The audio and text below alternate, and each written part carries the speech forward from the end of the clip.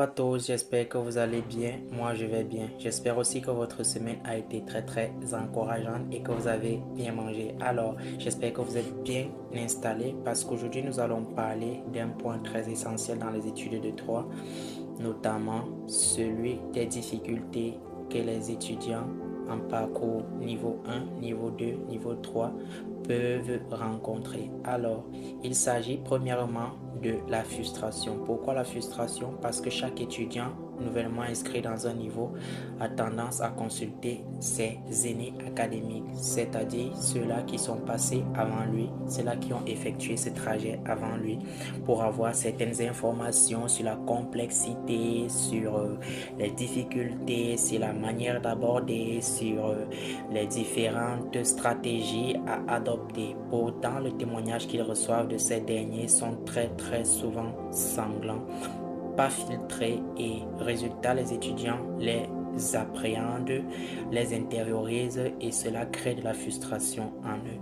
Un étudiant frustré sera rarement donc celui-là qui a encore envie de continuer les études de droit parce qu'il a reçu un témoignage qui lui relate des faits très véridiques, je n'en dis pas, mais alors qui ne peuvent pas forcément être son partage parce que les expériences se succèdent, mais ne sont pas les mêmes, ne se ressemblent pas du tout. Alors, il faut éviter la frustration par des différents témoignages que vous pouvez avoir par rapport aux études de droit. Il faut vous faire votre propre histoire en droit. La deuxième difficulté est le manque d'organisation. Il faudrait organiser son temps, pouvoir concilier les études et le boulot, pouvoir concilier les études et le divertissement, la distraction ou bien le repos, le sommeil. Tout ça, il faudrait organiser. Il faudrait avoir des emplois de temps qui fixent clairement et nettement le temps pour chaque chose et surtout respecter cet emploi de temps. Une autre difficulté est le manque de confiance. Généralement, les étudiants n'ont pas confiance en eux, n'ont pas confiance en leur emploi de temps, n'ont pas confiance en leur passion, n'ont pas confiance en ce qu'ils font. Même devant les évaluations, même devant les épreuves, ils n'ont pas confiance en ce qu'ils écrivent. C'est pourquoi d'autres sont par-ci par-là. C'est pas très le sujet, mais il faudrait avoir confiance en soi parce que si tu as confiance en soi, la copie de ton voisin ne te servira jamais à rien. Depuis le niveau 1 jusqu'au niveau 3, elle ne te servira jamais à rien. Il faut avoir confiance en ton emploi de temps, avoir confiance en l'appréhension que tu as fait du cours, avoir confiance à la révision que tu as fait.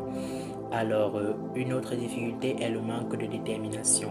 Il faudrait être organisé, il faudrait être confiant, mais il faudra aussi être déterminé parce que sans la détermination, la confiance et l'organisation ne servent à rien du tout.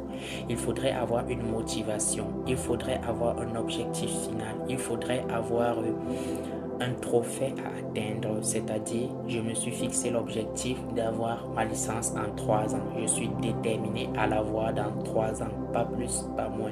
Je suis déterminé à avoir 15 de moyenne en droit des affaires, en droit des personnes, en droit constitutionnel, en droit administratif. C'est une détermination. Alors, dès que nous sommes déterminés à atteindre cet objectif dans chaque matière et chaque année, nous serons plus avantagés que certains étudiants. Alors, je crois que sur ces points, nous allons nous quitter. Nous aurons le temps de parler de d'autres difficultés au fur et à mesure. Sur ce, portez-vous bien. Dans les prochaines vidéos, nous aurons d'autres points très importants. Je vous invite à ne pas rater ces points parce qu'ils sont très cruciaux pour les études de droit et surtout